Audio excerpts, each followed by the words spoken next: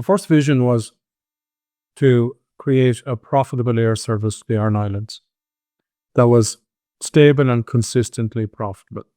The vision then changed to the Ireland's regional airline.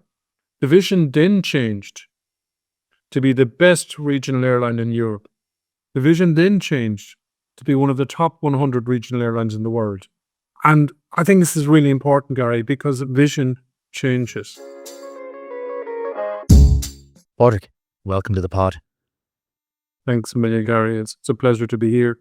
And I'm looking forward to our conversation. Yeah, absolutely. It's an absolute pleasure. You are one of the most synonymous names with Irish entrepreneurship and founders and business building. So it's a pleasure. Thank you so much. Thank you. Appreciate that. You're in your beautiful home office. Yeah, it's absolutely brilliant. And actually, in fact, since COVID, I've become a lot more efficient and effective with my time because I'm traveling a lot less. So I have a lot more free time, a lot more time to focus on work. Plus, this is a house. My background, Gary, is very working class. My parents never went to secondary school. They immigrated when they're about 16, 17, and they met. You talk to my mother, she said it's an Irish dance hall in Kilburn. If you talk to my father, he said it was an Irish pub in Kilburn. And so I met there and moved back. And my father built this house probably over 50 years ago, I'd say, with his own hands. He was a labourer. And my brother inherited, and I ended up buying it from my brother about maybe 6 or 7 years ago. And we live here. So it's got a lot of, I suppose, emotional,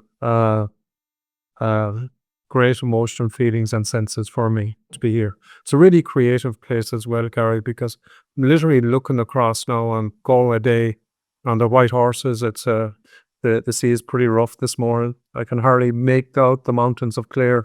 So that means a lot as well. It's the new world, isn't it? Like, I think I was only having this conversation with someone yesterday.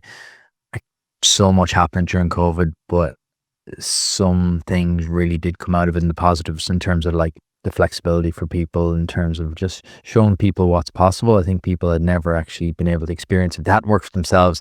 They'd never had that experience of being able to, like, on a Monday and Friday, bring the kids to school or do whatever, having that flexibility. So there are certain things.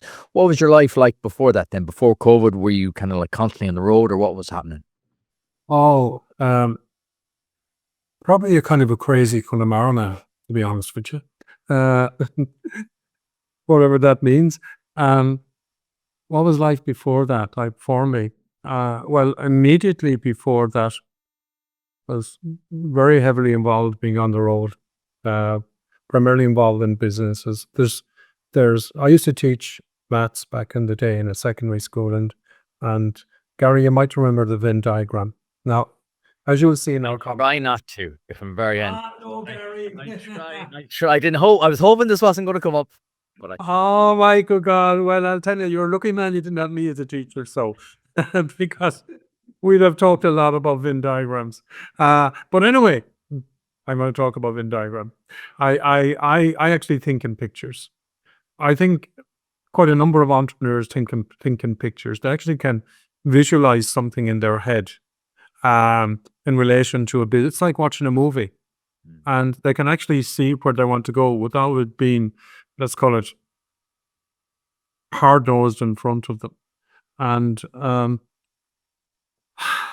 for me, there's 3 parts in the Venn diagram, 3 circles, and they overlap in the middle. One is in relation to is my family, and the other one is business, and the other one is community. And those 3, I suppose, are the bedrock of me and my existence and what I try and do in life. Won't always succeed, but that would be probably it. So just to your question, if I go back to business, like I started off life, I got a job with KPMG in Dublin and Limerick, did a BCom. And one of the guys, I didn't actually apply for an interview. KPMG were going around interviewing students in the universities and selecting a small number of them. I didn't do an interview, but one of the guys who came out from the interview met him for a coffee, and he said, "Are you doing the?" I said, "No, I'm not doing the interview." He said, "There's a gap. There's a few gaps. Some people aren't turning up. So if you like to just put down your name." So I did, and I came back to him. I said, "Geez, I don't have a suit. I didn't have a suit with me. I didn't have a suit anyway." So he said, "Put on my suit, this suit." So I did. In I go with his shirt that could have married a bigger necks than some people, so with bigger necks, so it had to be opened up. And then I go and sit down. The two guys in KPMG, I think Jeffrey Aaron was one of them, name, I can't remember his name. But they looked at each other and they started laughing. They looked at me and they said, "Have I seen that suit before?" They're on the ball, in fairness. I swear to, sure, look at the cuffs were up to there. So he was about 5'6". So he was, and I'm probably about, I don't know, 5'10" or close to 6 feet. So it was pretty obvious that the jacket wouldn't go on me, and the shirt was kind of struggling to stay closed and so on. So I had to tell him the truth. So I thought the job was finished, but I ended up getting the job in KPMG. And I realized pretty quickly that my passion in life, and this is so important, my passion in life was not really doing audits or doing sums or calculations or that. That's my passion in life was people. So I'm very much a person-centered individual rather than, let's call it, something that's a bit more abstract. So I decided to go teaching, and not many accountants at that time decided to go teaching. So I went back, did my HDIT, went teaching, played hurling, football and rugby in college and enjoyed that. So I was teaching for about 10 or 11 years. Wow. Did you move back to Galway to do it? I did. I actually moved back to Galway, and I ended up teaching in the school that I was student in with people who were teaching me. And that was a little bit strange initially, but pretty quickly settled in really well. I bumped into my old headmaster, Gary. You know what's really good? If you, people who are listening, if you start joining dots, and it was Steve Jobs who said this, you can never join the dots going forward. It's just looking back. But it's when we're doing, it's a great experience. I love it. It's lovely, like, because so many things don't make sense at the time, especially entrepreneurs, because you do things that don't really make sense. Because to your point there, I love that thing, thinking in pictures. No one's actually explained it like that to me before. It makes a lot of sense, and it ties in with a lot of what I've heard on the pod. It doesn't make sense because you can see it. You might even be able to explain it fully. But the dots, I love that. The dots connect back. Yeah, well, that's not original. That came from a YouTube video I saw of Steve Jobs giving a talk in Stanford University to graduates, or people who postgraduates who qualified, and he talked about that. And I think we all, Gary, would be a bit similar if we just look at where we've come from and where we're at, and the forks in the road that we could go one way or the other, and we decided to take a particular route or direction. Also, fork then after 10 years, because after 10 years, you're most people are fairly set, like, especially in a career like that of teaching, most people are fairly set. Like, what was the moment then where there was another fork? In teaching, and this is really important for me in business afterwards, I wanted to be, did you ever look at them and say, look, I'd like to be like that person? You set an image of somebody and say, oh my God, I'd love to be like him. And you kind of model yourself a little bit on their lifestyle. And I was doing that with a person who was a fellow teacher and used to teach me back in the day. Great man called Michael Holland. Sadly, he passed away a few years ago. And then I realized, hold on, and I'm not saying this from my point of view, I'm saying this for people who are listening to us, Gary, to say, where are they at? So I said, I cannot continue to try and model myself on somebody else. I'm a different personality. I've got different traits, characteristics, skills, strengths, weaknesses, and so on. So I said, hey, Pádraig, go into the classroom and be yourself with the students. So I did, and that totally changed my life and changed my passion. So, Gary, I used to teach Leaving Cert Maths, and I used to get the students to write their own Leaving Cert Maths book. because everybody learns differently. So, and I went to the UK, went to America during my summer holidays at my own expense to try and understand how people learn, Wow. to try and understand how people absorb information. What's the research out there on how our brain works and how we think and how we act? So I started bringing quite a bit of that into the classroom. So this is over 30 years ago. I started doing a bit of mindfulness with my students. Wow. Started mind map was it was very, very, very early and went really, really well. And then I decided to take a break. I decided to take a career break. And I'm also a solicitor. So I worked with a really good solicitor called Billy Lucknan from Clare. His father was a famous Dr. Bill Lucknan. He was a TD back in the day and a great musician from Feakle in County Clare. And I worked in their office. There was a lady called Angela McGuinness who was the office manager. So when you left teaching, you went off to be a solicitor. Exactly. So I practiced law and I realized, Gary, and this is a little bit probably of entrepreneurship. I saw that in Connemara, where I'm from, particularly South Connemara, the Gaeltacht area, there were very, very few Gaeltacht speaking solicitors out there. So I phoned up Radio na Gaeltacht. I phoned up Radio na Gaeltacht and I said, there were no mobile phones that time around, Gary. So I phoned up Radio na Gaeltacht and I said, can you do a phone in with people who've got legal problems? Kind of back in the day when it was not like kind of, is it Dear Joe on RT radio? It wasn't exactly like that, but it wasn't 100 miles away from it. So people would phone in and I'd be back in the studio and they would ask questions about rights away or turbidity rights or taking seaweed from the seashore and saying somebody else saying, oh, that's my seaweed, is not yours, and various things like that. And all of a sudden, because of that, I got a captive audience. I got a lot of Irish speakers who are much more comfortable explaining their issues and problems in the Irish language than in English. So I got, and because I worked as an accountant, I was on the panel for some of the banks in relation to conveyancing and all that kind of a thing because I knew the financial aspect of it. And then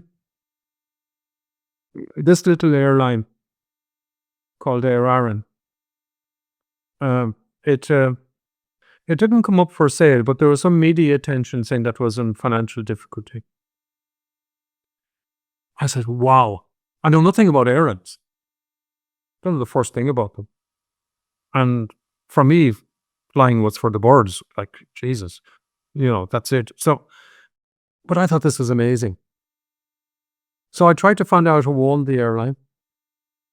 A guy called Tim Kinroe over in Manchester. He was from the Galway-Roscommon border originally. And he moved over there as a young guy and became very successful as a builder-developer. So I met him. And he said to me, sure, go back home to Connemara. You don't have the money to buy this. And he was right. Do you remember what he's looking for? I do. Oh, and he didn't give me a price, but he said, you don't have the money. He just knew.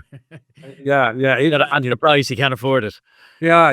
He probably knew from the shape of me. So anyway, next thing was I bumped into a guy who I became good friends with. And I told him this story. He said, he was a medic. And he says, I'd love to buy that airline with you. I said, yeah, sure. He said, Jesus, yeah, it'd be fantastic. It'd be great journey. What were you thinking though, Pádraig? Like, what was your thought process going, oh, I just saw this on the paper. My thought, well, first of all, I knew the Aer Lingus pretty well. Yeah. We used to, from Spiddle, go out there in small fishing boats to Cayley's on a Sunday night. And we'd come back again at 2 or 3 o'clock in the morning. And, it's about 10, 12 miles off the shore. I knew most people on the island. I knew about the air service. I knew the importance of it. An amazing visionary called Coley Hernan. He was the first guy to actually start the airline and look for the areas from the islands. And he was one of my main inspirations when I was a kid, when I was a young guy. And so I knew a fair amount about it.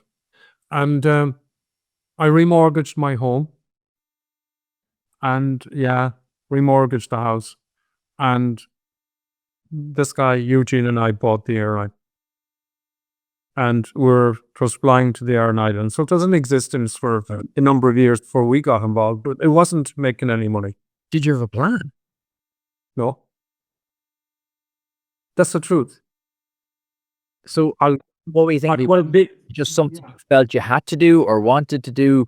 I think this is a really interesting one for people listening, because I think the biggest killer of businesses is that they don't start, because people get caught in the 0 to 1. They're like, oh, this could happen or that could happen. So what was your decision process there? It takes courage and belief in yourself and your business idea to take the step to set up your own business. In the early stages, entrepreneurship can be a lonely road, even through milestone moments. Deciding to commit the idea you've been mulling over, learning, growing and developing your skills, building a team to help you along the way, and preparing to launch into new markets. Enterprise Ireland is there for all of those startup moments. From providing advice and guidance to new founders through our startup network, to pre-seed funding and early investment, we're here to help you bring your ambition to fruition. To find out how Enterprise Ireland can help you on your startup journey, visit enterprise-ireland.com. Before we dive into today's episode, I want to share a game changer for your business, Azure Communications. When it comes to print and marketing solutions, these folks, led by CEO Jenny Johnston, are the real deal.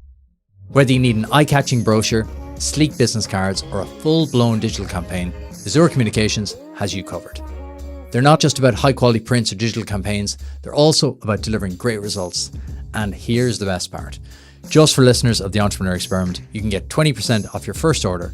Just give them a call or go online and use the code VOX20. With personalized service and fast turnaround times, Azure Communications will help you make the impact your business deserves. Trust me, when it comes to making your brand stand out, Azure Communications is the provider of choice.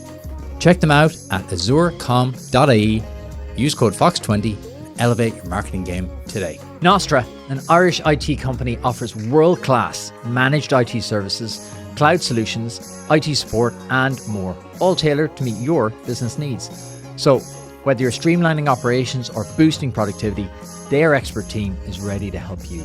Visit nostra.ie or email info@nostra.ie to see how they can help solve your IT challenges today. My decision process now, it was back in the day, and there were a couple of things that kind of got me going there.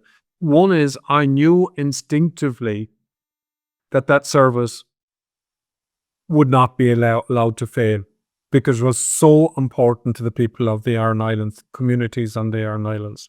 And at the time, they were getting a small grant from Údarás na Gaeltachta. And I knew, even though I was given no commitment, that would not stop. Okay. I also knew from looking at the accounts, as I said, Gary, I was an accountant, that expenditure was inflated. Like, for example, I used to send the small 9-seater airplanes over to the UK to get them maintained, even though they had engineers and aircraft mechanics in Connemara. So I said, why don't we do that at home? We could save, 50 or 100 grand there. Also, quite frankly, I was able to give, because I had to reduce the staff load, I was able to give redundancy to a couple of people. And I was able to do the work then of probably about 3 people, quite frankly. So that saved money. And with those, and then I saw, okay, there was, I think off the head, around 700,000 or 800,000 people going to the Aran Islands over and back every year. Okay. No, actually, it wasn't that big, but there's a quite number of people. But they were less than 5% flying. Oh, They were going by boat. So I said, if I can but they were coming to, there were 700,000 or 800,000 people coming to Galway. There was about 1 in every 4 or 5 going to the Aran Islands. And we had only about 5% of the market going to the Aran Islands. So I said, if I double that, if I go from 5% to 10%, because this is really important, you got to look at the business, and we had very high fixed cost. Whether I have 1 person or 9 people on the airplane, the cost is effectively the same. So I got to it's a numbers game. So I had to have numbers on it. So did I think the market there was strong enough to build it up? I did. So they were the factors that, well, there's uncertainties as well. But you asked me, what was the thinking process? That was it, Gary. And then how did you learn? I think that's the biggest thing, because you said it there. I knew nothing about running an airline. So how did you kind of get up to speed, so to speak, quickly? Okay. First of all,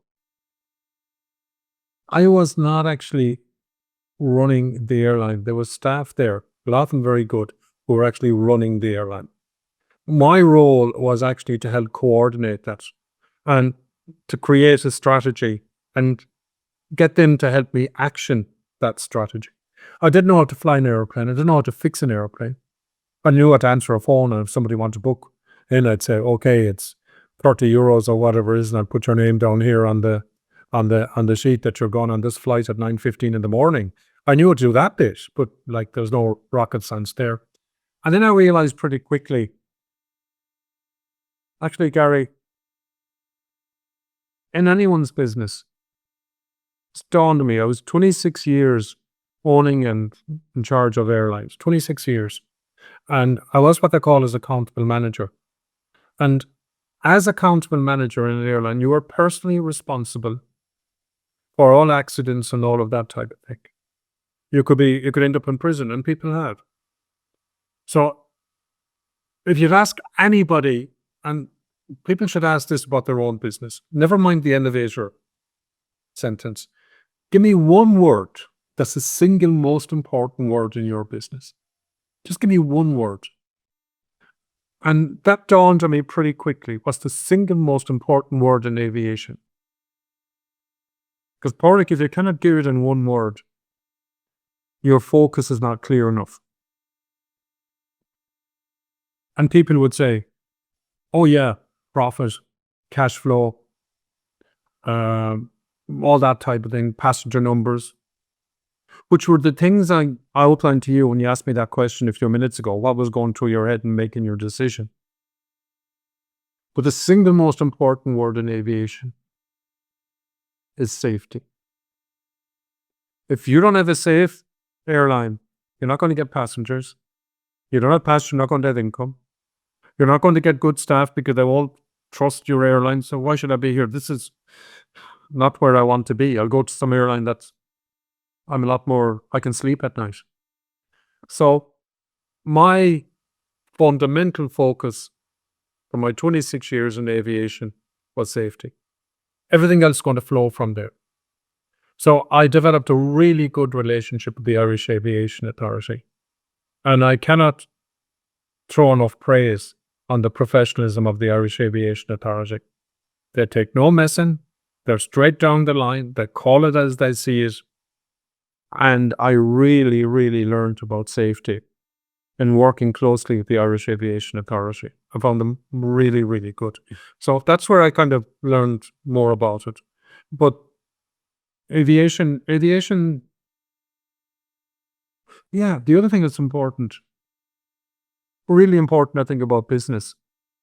I'm telling you the story, but I'm really hoping that there are things that we share and talk about that's going to be of benefit to others. And the core to any business, in my view, including aviation, and probably in particular aviation, because it can be a very complex structure with a lot of moving parts. You want to make, and if people are, I'm sure people are listening, and this is one of their slides, one of the most important slides, is you make the complex simple and you make the simple compelling.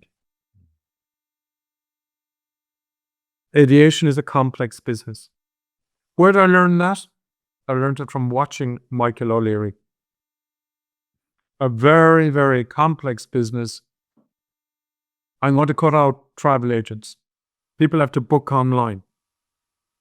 People carry their bag on board the airplane, so I'm not paying people to bring it. But if you want to, I'll get people to bring it to the airplane. But my good God, you're going to pay for it. If you want to sit in one of the fancy seats up at the front, you're going to pay more for it.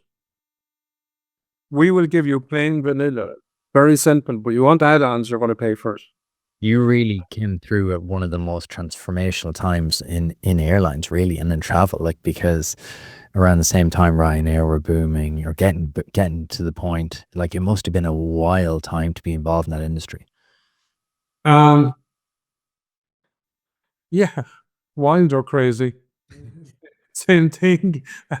But you made a load of different brilliant points there. Like, I love that kind of simple and compelling. And the thing about safety, I mean, you're only ever one bad day away from disaster, really, when it comes to that business. How did you grow it then? Because was it one plane when you took over? Or how many planes was it?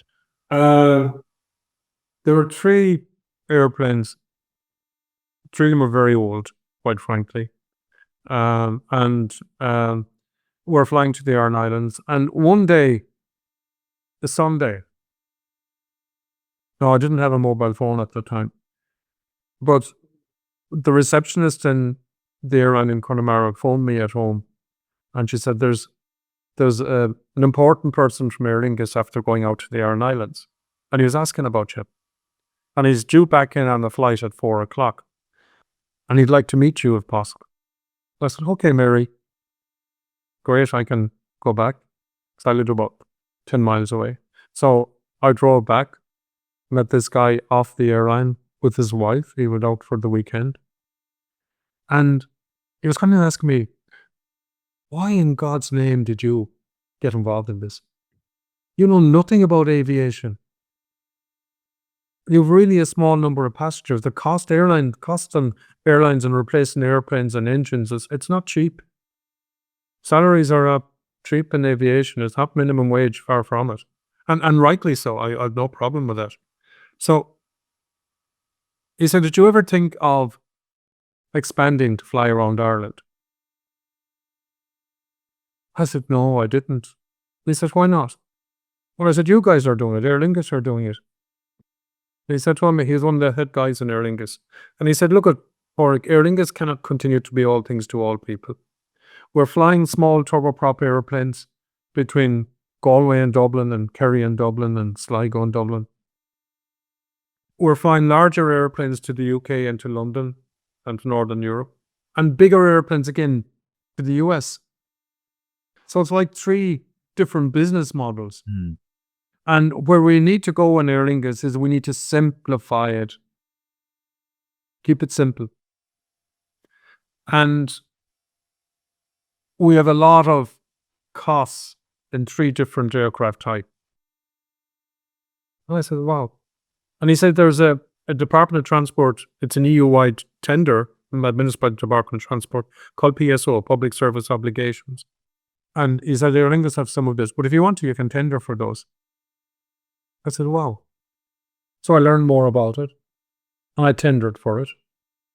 And thank God I didn't get it. I was delighted. Because I wanted to have a dry run, Gary. I wanted to kind of understand the process. What was that going to be if you got it? Like, what were you actually tendering for? Yeah, I was tendering for flights between Galway and Dublin, Kerry and Dublin, and Sligo and Dublin. Right. And Aer Lingus had that. It's an EU-wide contract, had that.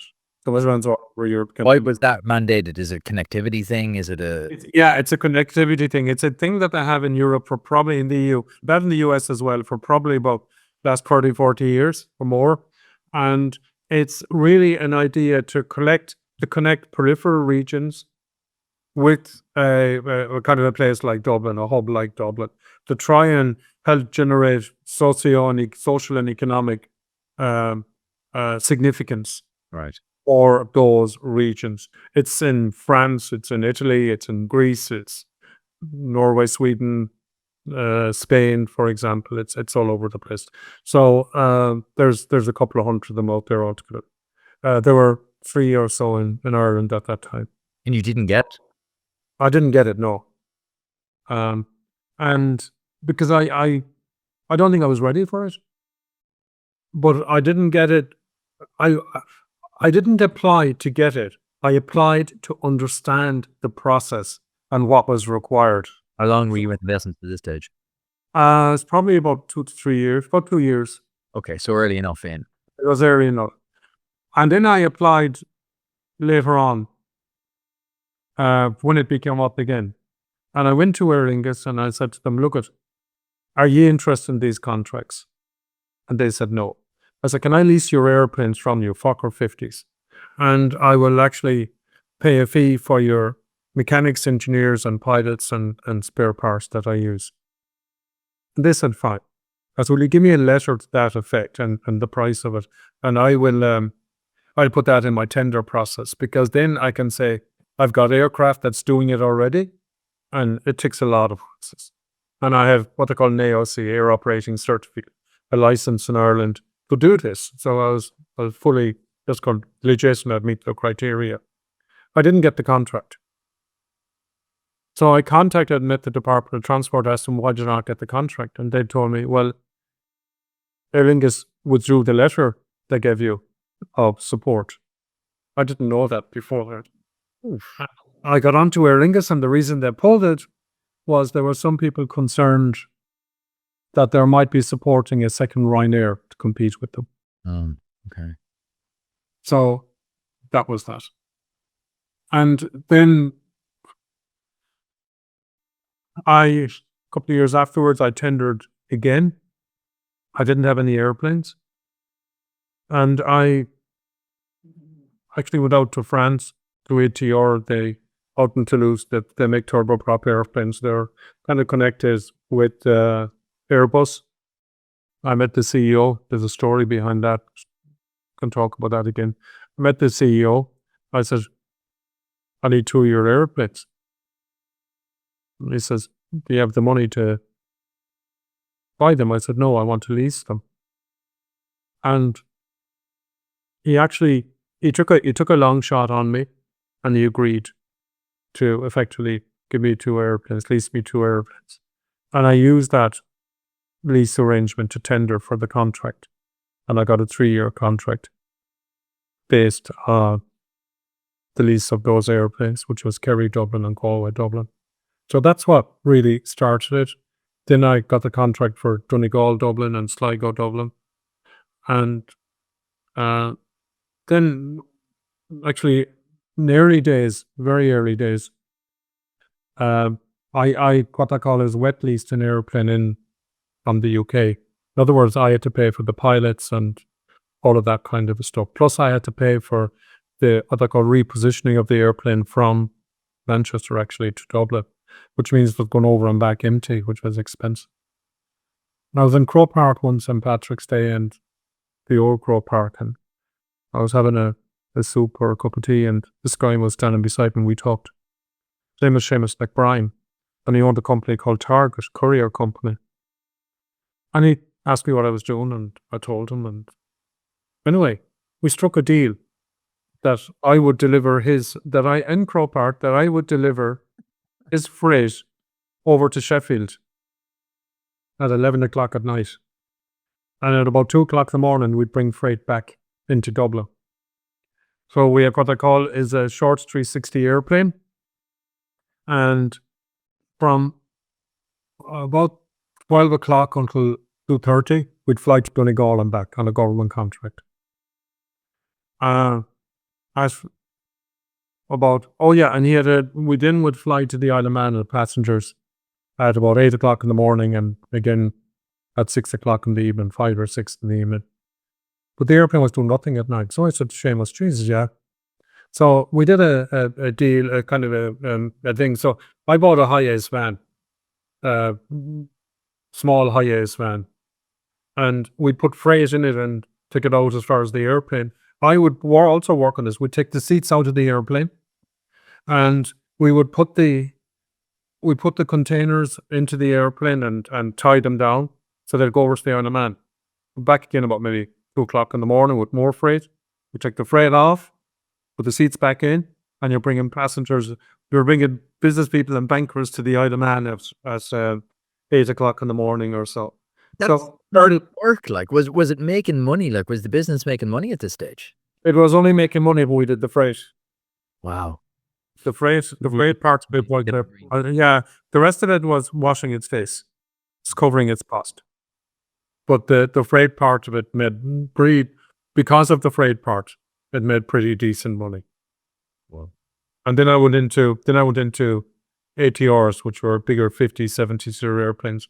And Gary, a number of years after that, probably about 5 years, no, probably about 7 or 8 years after that, I met the same CEO of ATR in Toulouse in France, Frenchman.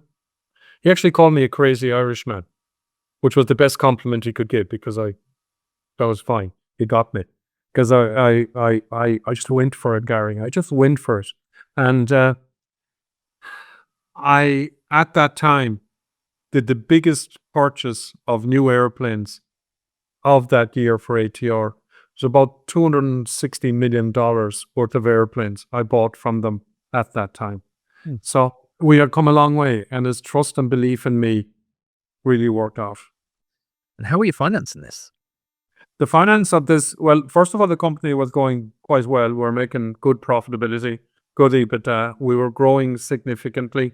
And also there are specialized finance houses. Don't know if any in Ireland. There certainly weren't then, but they were in France and so on. That would actually support finance of aircraft. Right, okay. And also, obviously, then they've got a mortgage against the airplane, and you had to come up with about 20% of the funding, which we were able to do over time, because the airplanes, they make the airplanes to order, so the airplanes are delivered over about kind of a 2.5 year period. So you don't need all the money up front. So as your cash flow is strengthening, you can take it out on a year-to-year basis to help make it happen. So that's what happened there. Now, look at Gary, we had tough times as well. I failed too. I had plenty of failures.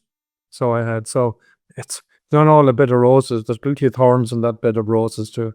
It sounds like an unbelievably exciting business, but an unbelievably complex. And I keep going back to your make complex simple. So how did you keep all this together? Like, because there seems to be so much happening. When you think of like an airline in any given day, there's so many variables. I never lose the magic of flying. Every single time I fly, I never lose that magic. Like I think it's like the closest thing we have to time travel. It just blows my mind. You can get up in the morning in Wicklow or Galway, and you can literally be having breakfast in London. Like I never lose the magic. Actually, Gary, on that, you're spurring a whole lot of different thoughts in my head now and things that happen. I remember meeting my marketing team, sitting down with them in Aer Arann in Dublin. We were up at the top of at the airport where our offices were. I was saying, guys, what are you selling? What are you selling? Ask yourself, what really are you selling? And they said, you're the marketing team.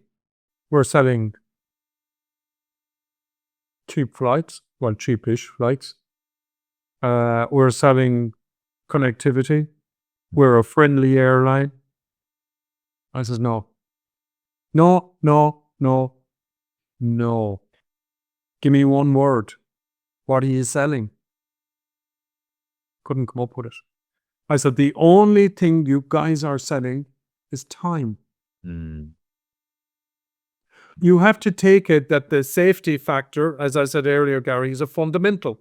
Yeah. That is non-negotiable. Fundamental. So why would Gary fly with us to Manchester rather than go on the boat or some other way? Time. So guys, if we're selling time, you market time.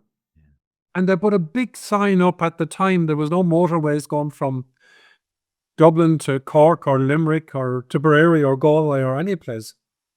And there was an infield there. And there's always on a Friday evening a big blockade of cars stuck there trying to get through infield. And we put a big poster about probably 15 feet or 20 feet by 10 feet. And you know what was written on it?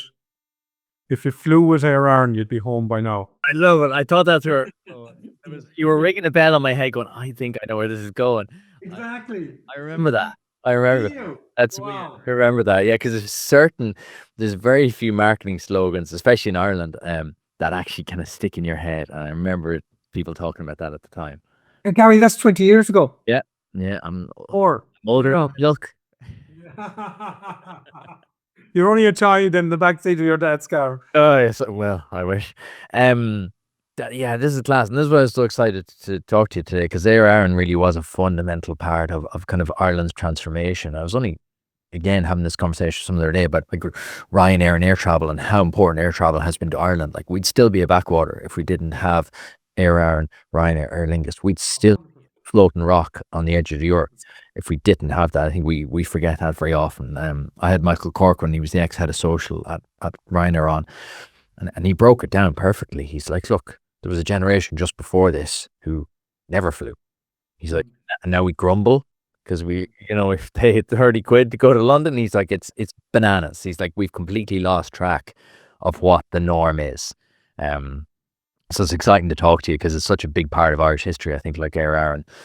And like, what was your vision for this? Like, where were you going with it? Where do you think you were going with it? Because like everything you said there, you kind of logically built on the next thing, the next thing, the next thing. Like, what was your vision? So two things about vision. One was, the first vision was to create a profitable air service to the Aran Islands that was stable and consistently profitable. The vision then changed to the Ireland's regional airline. Hmm. The vision then changed to be the best regional airline in Europe. The vision then changed to be one of the top 100 regional airlines in the world. And I think this is really important, Gary, because vision changes. Vision is connected with what you see. And there's two ways we can see things. We can see with our eyes or we can see with our mind. Both of them are critically important. And the way I describe it, and I describe in pictures, if you look and say, okay, there's a mountain that in Holman, Tipperary, or someplace, or the Wicklow Mountains, and you see that mountain and you said, my vision is I'm going to climb that mountain, but I cannot see the top of the mountain because it's in the cloud. But I'm going to go up this far and I'll see how I'm going there. So you climb the mountain and you get so far and you look down and say, geez, I got there. It wasn't too bad. I slipped a few times. I have a few grazes, but I'm here. Let me take a breather now. And when I'm up here, I can actually see the rest of the mountain a bit differently than what I did when I was down on the ground. So then you say, well, I'm going to go up this way to see where that brings me. I'm going to go for it. Now, it might be steep. I might slip. I might fall back. I might backside to where I am. I might end up back where I started. I could end up further back than where I started. But I was willing to take the risk because, as far as I know, you live once. And you just give life your best shot. You deserve it. Don't hold yourself back. Give life your best shot. It sounded like you loved it. It sounded like you loved the experience. I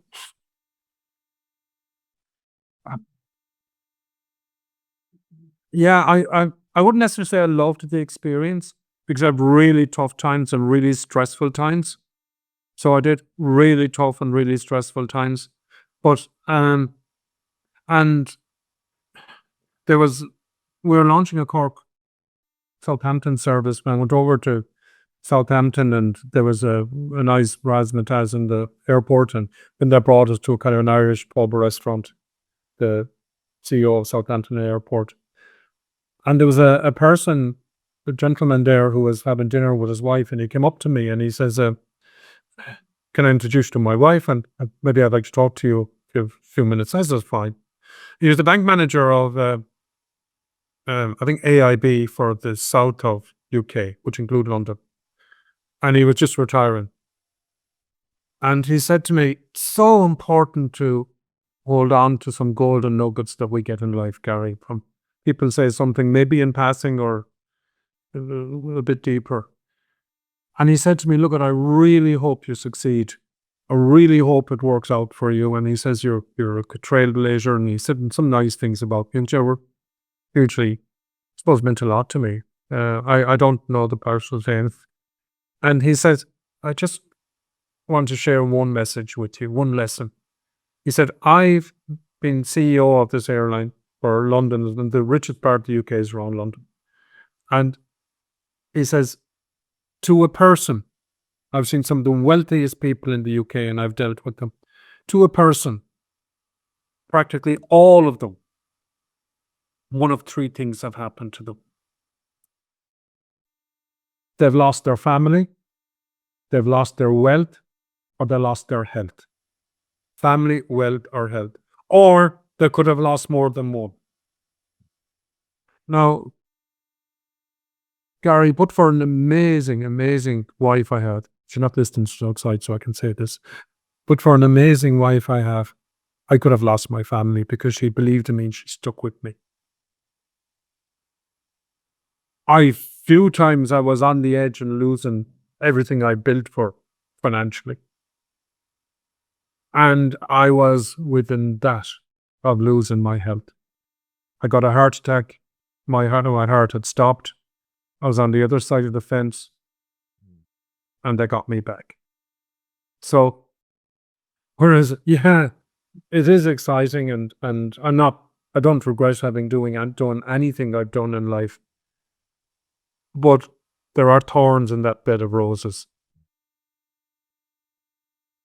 Yeah, it's very powerful. So thank you for sharing that. And it's weird to share it because about 2 years ago, so I'm doing the podcast 5.5 years now.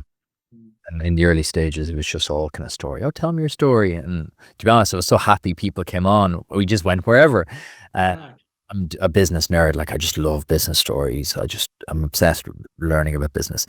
And then about 2.5 years ago, I had a succession of people on and you could just tell they're really unhappy. And they'd had like success, right? The success in brackets, right? If you're not watching on YouTube, doing the air quotes of success. And it made me completely shift how I thought. Again, it was probably during COVID and everyone kind of had a bit of a come to Jesus moment during COVID, I think. But that's why I shifted to talk about the body, the business and the brain, because I think without wealth in all three, like you've wealth in none, because I've talked to so many people and they've made the exits, they've got the 10, 20, 30 million and they're just sitting there staring at you dead-eyed because their family are gone or they're just so unhealthy that they can't even go to enjoy it. So it's very important that you've shared that with us. So thank you. On that, how do you now look after your body and your brain? Very similar in many respects to how I used to. I've changed hugely. There's a couple of things. You mentioned the word wealth. Unlike you, I would have met and know some very wealthy people, financially wealthy people. And the majority of them are genuinely not happy. I'm saddened to say that because they're great people. They're really, really good people. I feel it bothers me, it upsets me because they've made a huge difference in life to the Irish and other economies. They've created jobs. But there was this, I got a phone call one day a long time ago from this lady, Adele here. I says, hi, Adele. She says, Michael would like to meet you. She says, I said, yeah, who's Michael? There's only one Michael. I was thinking, Exactly, Michael O'Leary. I said, wow, I'd be thrilled to meet Michael O'Leary. Michael O'Leary, in many respects, we'd have run-ins, but he'd also be a hero of mine. So I went up and I met him. And he said to me, it was in the early days, he says, can I ask you, he says, why are you doing this? Why are you trying to build an airline? Am I correct in saying that you're from Connemara? I says, yeah. And you've no money? I says, 100%. And you've no backing, financial backing? I says, that's true. Because no bank would give me money in the beginning. They wouldn't. I had no experience in this area. I was trying to do something that was very, very high capital cost, very high risk, and so on. And he said, I'll never forget, he said it's all about wealth. And then penny dropped, and I said, yeah, it is. But for most people, Michael, if they go and get a pizza and it's written on the menu there, wealth, there's no slices on that pizza called wealth. Or if they go, there's another pizza called money. Same pizza, same topping that's on both of them. But Michael, if I go for a pizza called wealth on the menu, there's 5 or 6 different pieces to it. Not one of them, the financial piece of it, is only a fraction of the money wealth. And I measure them all totally differently. Totally differently. Measure financial wealth, yeah. Cash flow, profitability, assets, yeah. Another one called health, that's measured totally differently. Another one called family, measured totally different. Another one called contribution to society and community, that's made totally differently. But they're all part of the one pizza called wealth. And that is the pizza I want to dive into. What is that? What? What did he make of that? I really think it resonated with him. He didn't comment, but I really think it resonated with him. And look at Ryanair is a very different airline now to what it was. Ryanair are a lot more passenger focused than what they were. Before, passengers were just numbers. They're more than that now. So I think Ryanair has moved a long, long way, which is brilliant, which I really like. But just back to what you said earlier, and when you mentioned the word wealth, it brought up those visions for me, or that experience for me. So for me now, I used to look on business as the first thing you look at risk. What's the risk reward? And 99% of people will say risk reward, how much money am I putting in? What my financial return is. Now I've got a bar way above that. It's still called risk. But what's the risk for me from a stress, from a health point of view? If it jumps that bar, well, then it's only then and only then will I look at the financial side of it. Okay. So it's about quality of life and not quantity of life. And quantity of life measured in financial terms. And post kind of Aer Arann, then you've done multiple things. You've had that, I think they call it portfolio career. You've kind of added layers and layers and layers on. What was it like when you left? Talk to me about the journey of leaving and how you decided what to do next. Yeah. And the journey of leaving, part of it was very difficult, and there's parts of it, quite frankly, quite easy. A number of things go through your mind. First of all, I felt that the public defined me as Aer Arann, as the airline. And I had to settle that in my mind and say, Pádraig, how do you define yourself? Regardless of what other people think or say or write. And I said, no, I am not the airline. The airline has got a purpose in life, and I have a totally separate purpose. There's a little bit of an overlap there, Gary, but it's only a small little bit of an overlap. There's more to me than the airline. And I know people, this hurts me. I know people, during the last recession, great people, great entrepreneurs, they got depressed. Some committed suicide, God help us, because their companies went belly up, because they were too connected with their business. Anybody who's listening, you are not the business. The business has a role, has a function. You have a much bigger and wider role and importance and value to yourself and the people than your business. So separate them. And that was the first thing. I brought myself through that journey to create that separation. How do you do that? How would you advise people? Because again, everything you say, absolutely echo. Like, because it's so hard because it's all consuming, right? Business, especially owning your own business, is all consuming. How would you advise people to kind of? And I love the way you said that business has a role. Absolutely. How do you separate that, or how did you find that process? Fortunately or unfortunately for me, probably the biggest part of it was the kick in the arse I got with the heart attack. And it wasn't me, but it was Pat Spillane, the famous Kerry footballer, who I heard saying one day, I think on the Sunday game, when Kerry got beaten significantly in an All Ireland final. And Pat said, the difference between a pat on the back and a kick in the arse is 6 inches. So the difference between success and failure, winning and losing, is so small. So it is for all of us. For all of us. That's the first thing I think that dawned on me and that realized. The next thing I started doing is I started saying, what is, I actually created with a professor in IMD, a guy called George Kohlreiser, a great guy, created an executive leadership program a number of years ago. So I'm passionate about leadership and the leadership skills and qualities that we all have. And this part wasn't really mine. In other words, I didn't come up with this idea. I helped expand it, but it was George's idea. And George teaches this. It's called a secure base.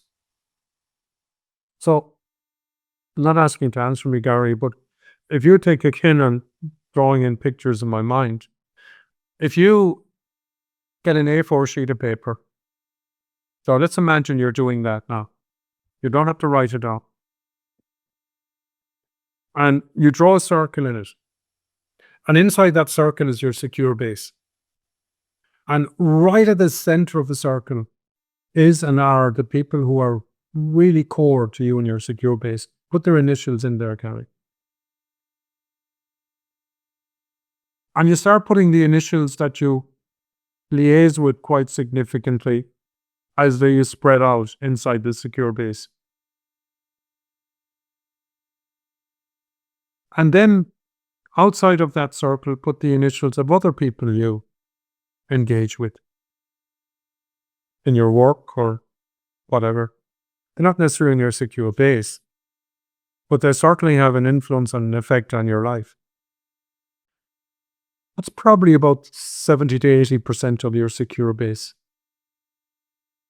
There are a number of things in your secure base. Another part of your secure base is your purpose in life. Now, you don't all of a sudden wake up one morning and say, hey, that's my purpose, brilliant. That's You actually work. propagated by people that online and the media do propagate that kind of golden flash of inspiration. It doesn't work. It's a work in progress all the time, and like you said, It's a work in progress. And your purpose in life can change. And I'm probably driving you mad at this stage, but there's years ago, and this is connected, so it is in a kind of a strange way. Years ago, when I was in college, I got a scholarship to do a master's in Harvard, and I didn't even tell my parents, because the master's covered tuition fees, but did not cover accommodation or books or flights, and we couldn't afford it. And years, I've always had in my mind about Harvard. So when Caitlin and I got married, we went over to America. I went over to one of the places I went to was Harvard. I want to go to Harvard. Never been there. Harvard Square. And I walked around Harvard Square and it just blew my mind. The sense of learning at peace and educational tranquility that was there. And years afterwards, Gary, just between me and you, I didn't know what an entrepreneur was. I couldn't pronounce the bloody word, no, I mean spell it. And I ended up winning Ireland's Entrepreneur of the Year, I see it. representing Feet on my shoulder there. If anyone's not watching, drawing, what's it's glimmering in the background there. Oh, jeez, it's heavy. That's it. That's the trophy. Scott, when was that? Uh, yeah, this entrepreneur years 2002, 2003. EY, St. Young. EY do a great job of entrepreneurship in Ireland. Amazing people. Amazing people. So I was invited to go to the American Entrepreneur of the Year award ceremony. So I went over there, Kathleen and I met the New Zealand Entrepreneur of the Year, a guy called Bill Gallagher was his name. And obviously Gallagher being an Irish name. And we had dinner together. He said, look, Pádraig, the best thing I ever did is I did a postgrad in Harvard. Hold on. I said, wow. I said, tell me about it. And he did. And it wasn't cheap, it was expensive, but at that stage I could afford it. So I actually signed up and I went and did a postgrad in Harvard. For you. I love that. It was absolutely, I was the only Irish guy there. I was the only Paddy there, which was fine. That was okay. It was a bit unique because there were people there who, some Americans there, and they reckoned their heritage was Irish, and they were hanging around me all the time. Come on, Paddy, let's go to an Irish pub. Let's go here. Let's go there. What's it like in the old country kind of stuff? You know, it's just good crack. So anyway, there's a professor there. This is the real part of this slide that you, Gary, and everybody listening is creating. I'm not creating the slides, you are. This is the real part of it. There's an amazing professor of strategy called Cynthia Montgomery.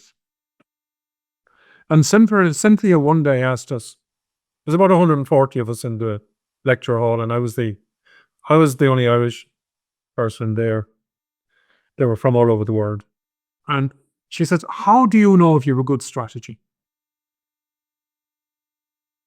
Gary, how do you know if you've got, and she was business strategy. And people would up their hand and they were saying this and that, this is our strategy, and we change strategy and marketing and product development, and this is what we do and this is how we do it. And she said, no. An amazing lady. She always dressed in black. Reminds me of Johnny Cash, but she always dressed in black. So she did. And there's a story behind that, but we won't go into it now, if that's okay, because I became friends with her. So anyway, she says, no. One sentence in knowing whether you have a great strategy or not a great strategy. It's just one sentence, Gary. This is the sentence. What is the world with you versus the world without you? That's all. That's all it is. The world with you versus the world without you. So when I went back to Aer Arann and Aer Lingus Regional, which is an airline I developed after that or created after that, I wanted to be able to say clearly what is the world with the airline versus the world without it. But not only that, Gary, then it dawned on me one day. I was walking up, that's behind me there is a painting I got done of the bog in which we used to cut turf in here in Connemara. Because that's what used to keeps the fire burning during the winter time here. There was no oil, and nothing at all like that. So anyway, I decided that my motto in life, and this is back to purpose, back to secure base. My purpose in life is I ask the question, what's the world with me versus the world without me? Do I make a goddamn difference? And when I was appointed as senator, I was asked in 2016, would I, Micheál Martin and Enda Kinney asked me would I be a senator? And there's a story behind that, and talk again about it if you want to. It's not directly relevant to this now. And I did. And I had this lady work with me, PA, very good person. And I said, I was never a member of a political party in my life. I said, we are the political party. And I was asked would I chair a joint Oireachtas committee to try and sort out Irish water back in 2016. And, yeah, Gary, and I phoned up to a couple of people. They said, you're mad, don't take it. Geez, a hospital pass, all that kind of stuff. But Simon Coveney said one thing to me when he spoke to me about it. He says, the Taoiseach in the Kinney at the time and Micheál Martin felt that I was probably the best person to go in as the chair in the Oireachtas committee to sort it out. Because I'd be seen as independent, I was not a member of any political party, and I came from a non-political background in business. And Simon said, look, as a senator, there's not that much you can do as a senator. I kind of wanted to ask you that, like, because it seemed like an unusual move for you, because someone who's just action based, making things happen. And as I was thinking about the interview today, that was the one question I wanted to ask you, like, was why? And can you do anything when you're there? Yeah. And my secretary, I was talking to her about our strategy. And we had a big whiteboard in the office, and I came in one morning, and she had this in permanent ink. Pádraig, what's the word with you versus the word without you? In my role as a senator. And afterwards, somebody else went into the office after I finished in 2020, and he phoned me up and he said, Pádraig, you have a lovely office, but I have one big problem. I'm trying to rub this thing off the whiteboard and it won't come off. Keep it there. It's going to guide you. And he phoned me, he's not back there anymore, and he phoned me there about a month or so ago. He says, I want to make sure that stays there for the next person who's coming to sit in this office. So anyway, as for me as a senator, in life, it's not what I say, it's what I do that's important. And it's not really what people say or think of me that's important. It's what the people who are in my secure base and me think and say that's important. That's by far most. People can say what they want. People will jump to whatever conclusions. I have no influence over that. Zero. So for me, in the Shannon, no, it cost me, I won't go in with it, but it cost me serious money.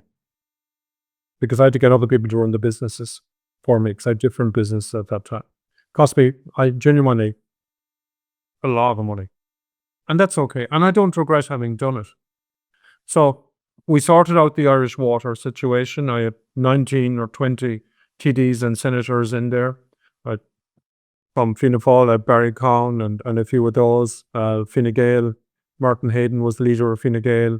Owen O'Brien, Paul Murphy from People for Profit, and others, different parties. And it was a great crack listening to them all and getting to understand where they were coming from and trying to steer it in a particular direction to get a result. Now, I decided I'm not going to do any radio, TV, or media interviews in relation to this for the time I'm there. Zero. I set out the guidelines with everybody at the beginning. I said, that's my role. These are the guidelines. These are the rules I'm going to follow. I'm not going to go outside those rules. And I sat down and I agreed those rules with them individually. So give me a train track to follow, as it were, in relation to it. And I wasn't going to go off piste. So I found that challenging, but really, really, and we got a result. And we got Irish water off the thing. And we arranged that the government would give about 1.2, 1.3 billion a year to help support the creation of proper infrastructure for water in Ireland. And to me, water was not just turning on the tap and washing dishes and having a shower. Again, Gary, back to one word, the most important word about water. Single most important word about water, like safety in aviation. Single most important word about water to me is health. Health.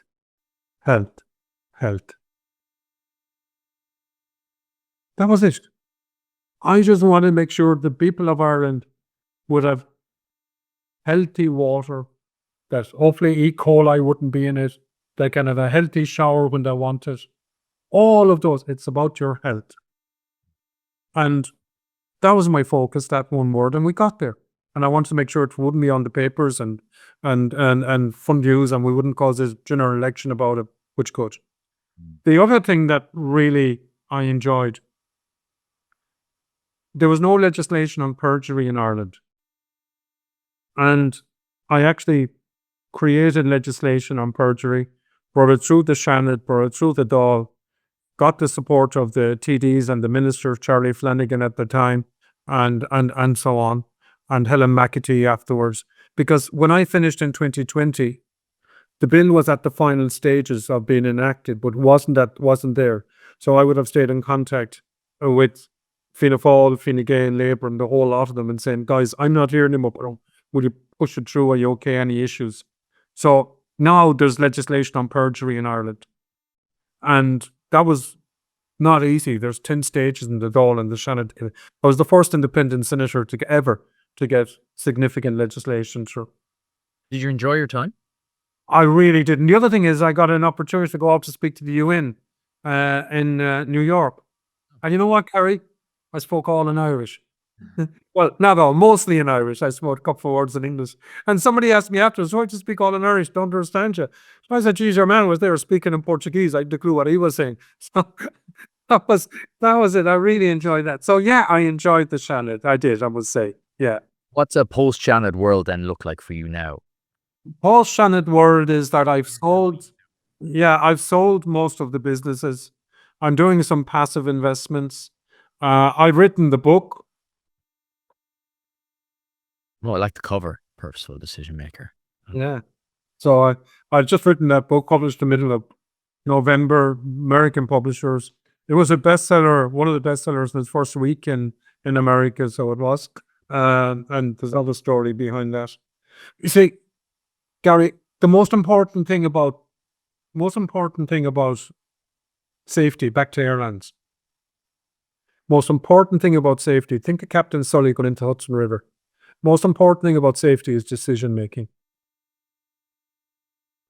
And if I had any role in my 26 years running an airline, was to help to create the environment in which my team could make the best decisions they could, given the circumstances.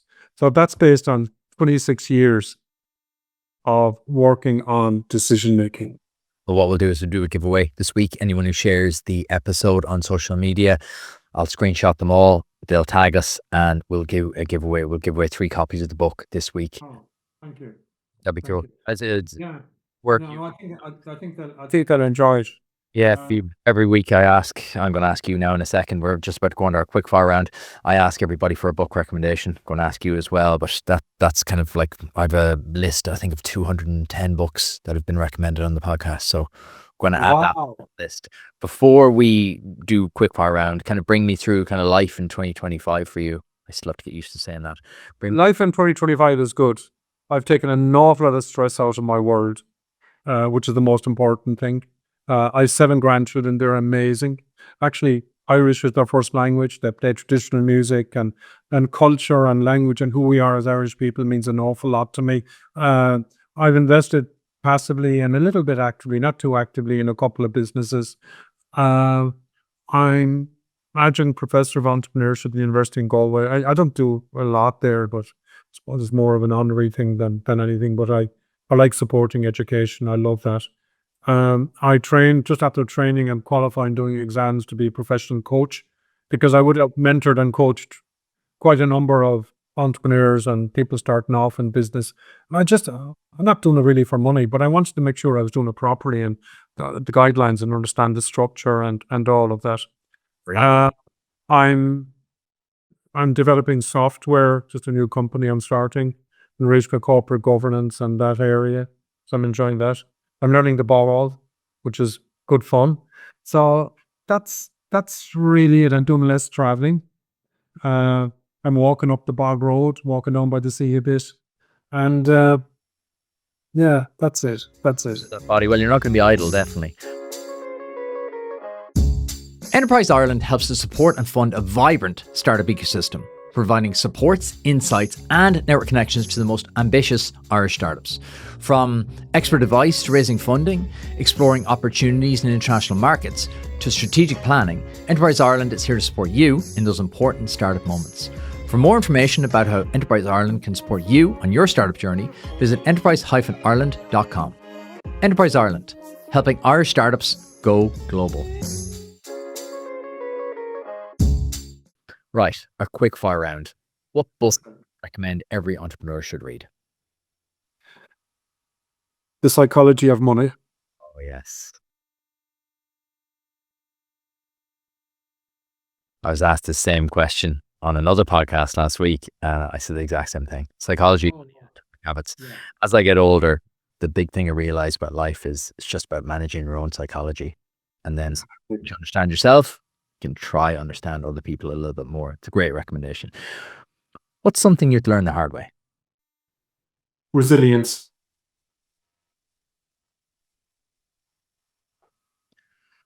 What have you sacrificed to achieve your success?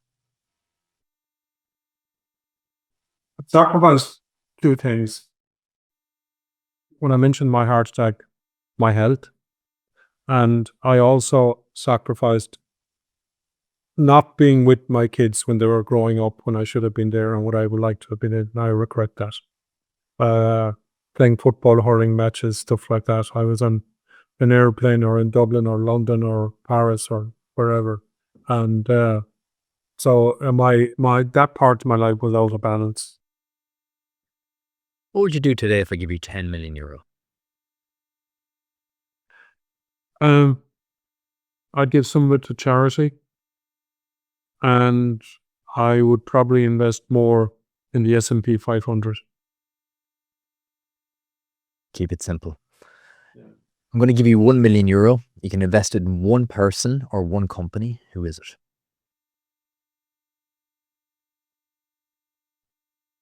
I'd invest it in a young man from Galway called Michael Meehan.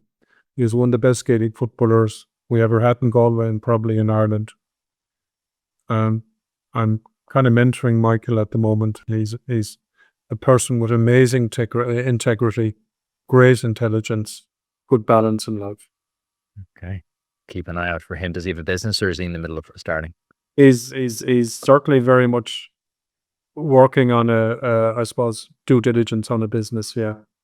I'll keep my eyes out for Michael. You can ping me when he's got his business up and we'll keep an eye on it. If you were starting again from zero in 2024, in 2025, what business would you build? I'd probably go with a business. I certainly would not go with aviation. If you want to make a small fortune in aviation, start with a big one. The lucky thing about me was I had no fortune, I had no money.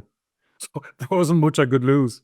And I actually really like where some things are going in relation to IT and creating efficiency and effectiveness. And I think there's going to be more and more and more opportunities there.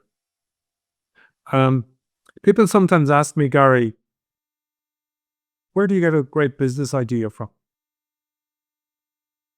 And the simple answer in my mind is you look at where the greatest problems are and you say, can I solve that problem? And if you can solve that problem efficiently and effectively, you have a great chance of having a great business. It's the old adage, sell painkillers, not vitamins. Yeah. What do you believe that other people would find strange or strongly disagree with? What do I find strange that other people strongly disagree with? Some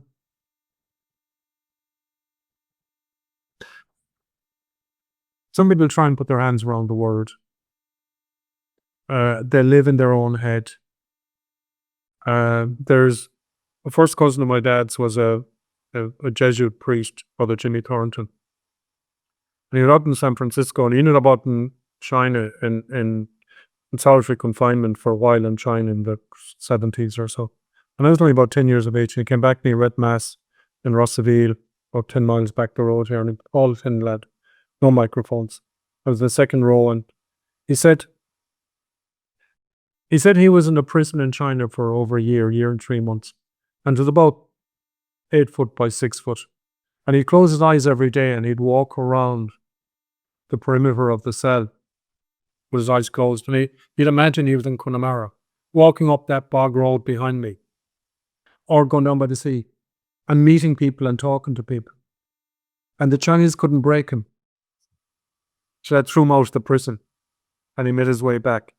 And about probably 6 or 8 months after they threw him out, he read this mass. I never forget it, Gary. He says there are 2 types of prisons we could be in. One is the physical prison that he was in China.